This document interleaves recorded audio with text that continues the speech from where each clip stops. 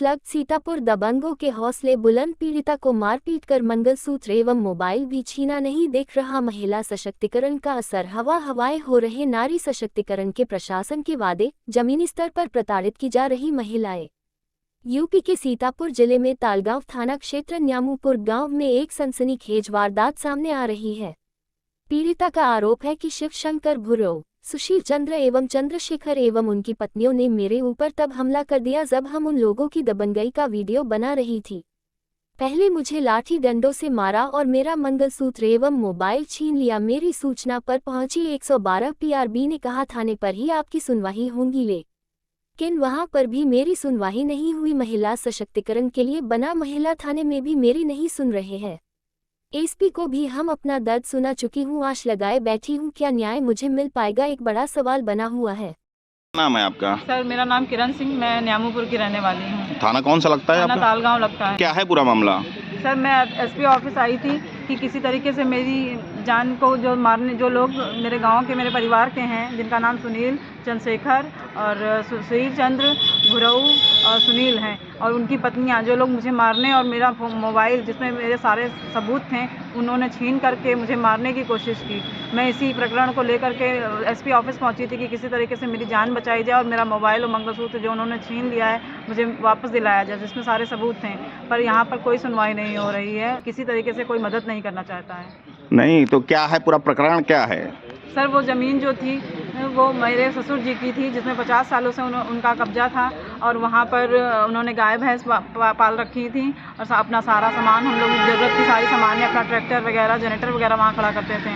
लेकिन कुछ लोग कुछ दिनों से जो हमारे परिवार के हैं, सुशील और सुनील, चंद्रशेखर, वो आकर के कहने लगे कि ये ज़मीन हमारी है और यहाँ से अपना सामान हटा दीजिए। जब हम लोगों ने नहीं हटाया और मामला कोर्ट में डाल दिया तो उन लोगों ने ज़बरदस्ती आकर के सुनवाई से पहले ही उन्होंने हमारा सामान सब निकाल करके बाहर फेंक दिया और अपना सब सामान रखने लगे, दीवार उठाने लगे ताकि इन लोगों का कब्जा कोई न रहे। ये प्रकरण कल शाम का ही है, 3-4 बजे के आसपास। और उसी बीच में जब हमने सारे सबूत, अपने वीडियो और वगैरह फ़ोटो वगैरह अपने फ़ोन पर बनाया तो उन लोगों ने मेरा फ़ोन छीन लिया और मुझे मारा भी, मेरा मंगलसूत्र भी छीन लिया और मुझे मारने की धमकी देने लगे कि अगर तुम पुलिस वगैरह के पास जाओगी या आगे कार्रवाई करोगी तो तुम्हें जान से मार देंगे। अच्छा, आप पुलिस के पास सबसे पहले अपने नज़दीकी थाने में गई थी?